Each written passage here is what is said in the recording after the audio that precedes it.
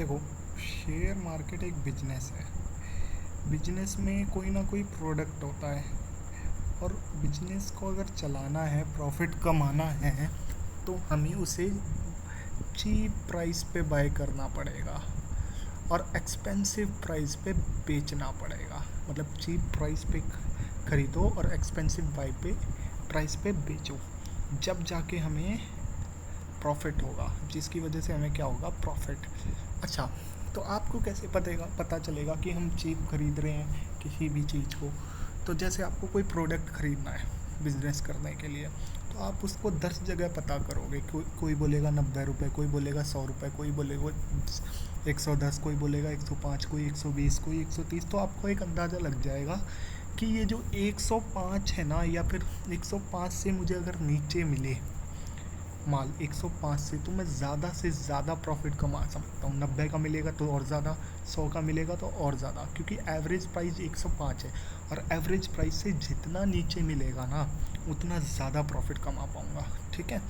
अच्छा, तो हम शेयर मार्केट में भी यही काम करते हैं कि कोई भी चीज़ अगर हमें एवरेज प्राइस से नीचे मिल रही है तो हम उसे खरीदेंगे। ठीक है। क्यों? और वो एवरेज प्राइस से नीचे क्यों मिल रही है? क्योंकि अक्सर मोमेंटम ट्रेडिंग में जब भी कोई शेयर खरीदा जाता है तो वो एवरेज प्राइस से ऊपर खरीदा जाता है। तो पर मैं कह रहा हूँ नीचे खरीदना है। क्यों खरीदना है? क्योंकि और वो नीचे क्यों है? कोई लोग कहते हैं कि एवरेज प्राइस से नीचे ट्रेड कर रहा है, इसका मतलब इसमें कुछ गड़बड़ है, तभी तो ये एवरेज प्राइस से नीचे ट्रेड कर रहा है, वरना ये एवरेज प्राइस से ऊपर ट्रेड कर रहा होता। मैं कह रहा हूँ कर रहा है, करने दो। क्यों कर रहा है? क्योंकि उसकी लो डिमांड है। लो डिमांड है तो उस प्रोडक्ट की डिमांड आने में टाइम लगेगा। टाइम लगेगा तो हमें ज़्यादा लंबे टाइम तक इसे होल्ड करना पड़ेगा। अगर होल्ड करना है लंबे टाइम तक विद पेशेंस, तो इसी को हम कहते हैं पोजिशनल ट्रेडिंग। अच्छा, हमें प्रिकॉशंस भी लेनी है, क्योंकि ये बिलो एवरेज प्राइस, इसकी डिमांड कम क्यों हुई है?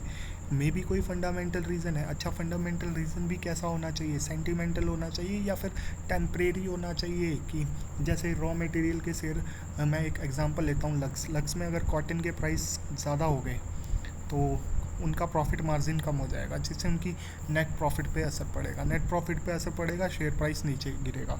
ठीक है। तो ये टेम्परेरी बेस पे होना चाहिए, फंडामेंटल्स अच्छे होने चाहिए, मार्केट लीडिंग कंपनीज होनी चाहिए, बिजनेस चलेगा आने वाले टाइम पे, उनका प्रोडक्ट ऐसा होना चाहिए जिसको नीड हो हर चीज़ की। ठीक है। मतलब आने वाले टाइम में उसकी नीड बढ़े।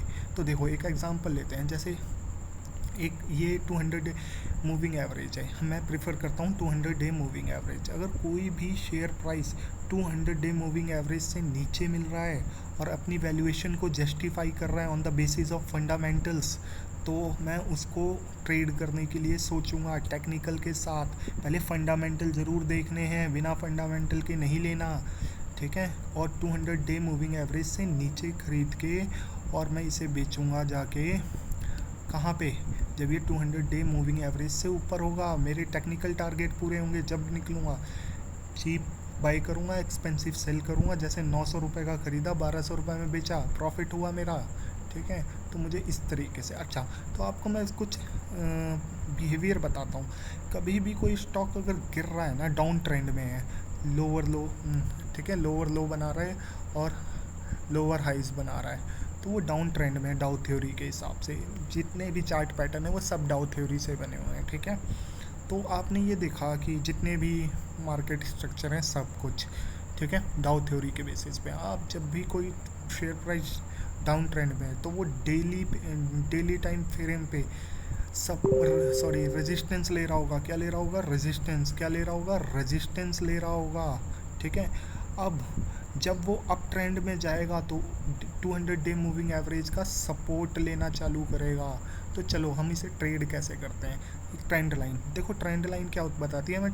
ट्रेंड देखो, तीन तरह के ट्रेंड होते हैं, डाउन ट्रेंड, अप ट्रेंड और साइडवेज। ठीक है, मार्केट में। अच्छा, ट्रेंड लाइन कैसे ड्रॉ करनी है? ट्रेंड लाइन में मिनिमम 3 पॉइंट तो होने ही चाहिए। मिनिमम कितने पॉइंट होने चाहिए?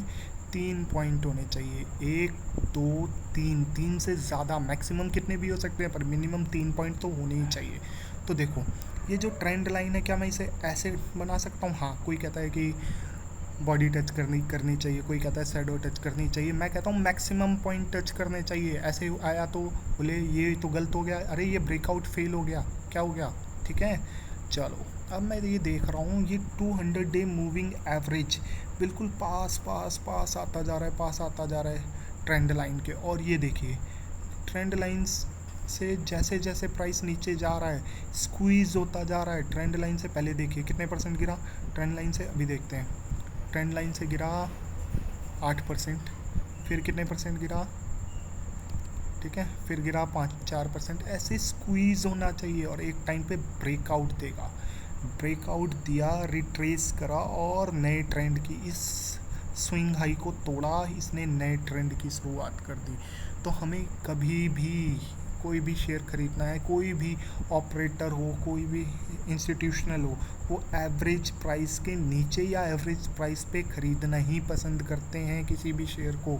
मैं 200 डे मूविंग एवरेज एक लॉन्ग पीरियड टाइम को बताता है, इस वजह से मैं इसे प्रेफर करता हूँ। चलिए इसी पे एक शेयर का एग्जांपल लेते हैं, जैसे लिंक में आपको एग्जांपल दिख रहा है, देखिए मैंने एक ट्रेंड लाइन खींची, ठीक है। कोई बोलेगा इस ट्रेंड लाइन को ऐसे बना दो, कोई कहेगा ऐसे बना दो, कोई कहेगा ऐसे बना दो। मैं कह रहा हूँ मैक्सिमम पॉइंट टच करने चाहिए। हो गए मैक्सिमम पॉइंट टच, हो गए, बस ये हो गए हमारे मैक्सिमम पॉइंट टच हो गए, ठीक है। मैक्सिमम पॉइंट टच हुए, आप देखिए ये 1 पॉइंट, ये 2 पॉइंट, ये 3 पॉइंट, 4 5 6 जगह पे टच कराए। तो कितनी जगह पे रेजिस्टेंस लिया इसने, 6, मतलब 3 से ज़्यादा है। पहली क्राइटेरिया पूरा हुआ। देखिए पहला पहले कितना गिरा था, फिर दूसरा देखिए आप कितना गिरा, फिर तीसरा देखिए कितना गिरा, फिर इसने ब्रेकआउट दिया, रिट्रेस करा। चलिए अब वॉल्यूम को भी देख लेते हैं। वॉल्यूम को मैं देखता हूँ तो आप देखेंगे वॉल्यूम्स को, 1 मिनट रुकिए। हाँ आप देख रहे हैं ग्रीन वॉल्यूम्स, ये जब अप ट्रेंड में गया तो कितना हाई ग्रीन वॉल्यूम्स आया और डाउन ट्रेंड में कितना लो वॉल्यूम हो गया। देख रहे हैं जब अप ट्रेंड में जा रहा है तो हाई वॉल्यूम, डाउन ट्रेंड में जा रहा है तो लो वॉल्यूम। ये भी एक अच्छा इंडिकेशन होता है, ठीक है। अब इस स्विंग हाई को अपने तोड़ेगा तो हम कह देंगे कि अब इसका डाउन ट्रेंड ख़त्म हो चुका है, ठीक है। देख रहे हैं और यहाँ पे देखिए ये जो 200 डे मूविंग एवरेज है ब्लैक कलर में दिख रहा है, ये इसका रेजिस्टेंस ले रहा है, 1 जगह, 2 जगह, 3 जगह, और फिर देखिए यहाँ पे इसने इसको ऊपर ट्रेड करने लग गया और इसका सपोर्ट लिया। तो हम किसी भी शेयर प्राइस को, अच्छा और कितने परसेंट इन्वेस्ट करना है एक शेयर स्टॉक में, 5% से ज़्यादा इन्वेस्ट नहीं करना, 5% से ज़्यादा कभी इन्वेस्ट नहीं करना है किसी भी शेयर में, ठीक है। अच्छा और अपने आप से क्या पूछना है कि क्या मैं इस शेयर में 20% तक इन्वेस्ट कर सकता हूँ, करना नहीं है, पूछना है। 20% करना नहीं है, पूछना है अपने आप से कि आप कर सकते हैं कि नहीं। अगर आप में इतना कॉन्फिडेंस है तभी तो आप, अगर आप में इतना कॉन्फिडेंस है तभी तो आप इन्वेस्ट कर पाएंगे, ठीक है। अच्छा आपने ले लिया, और दूसरा ये पूछना है क्या इसका बिजनेस, इस कंपनी का बिजनेस चलता रहेगा, क्या इसकी लाइफ टाइम हाई जाने पे की टेंडेंसी दोबारा से है, क्या इसका बिजनेस इतना अच्छा है। तीसरी बात आपको ये देखना है कि क्या 200 डे मूविंग एवरेज के आसपास, भाई ये तो ऊपर हो गया, अरे थोड़ा सा ऊपर हुआ है, मैं कह रहा हूँ यहाँ पहुँच जाता तब आप खरीदते नहीं, ज़्यादा ऊपर नहीं खरीदना, थोड़ा ही ऊपर खरीद सकते हैं। मतलब 200 डे मूविंग एवरेज के जितना पास, मतलब एवरेज प्राइस के जितना पास होगा उतना अच्छा होगा, ठीक है।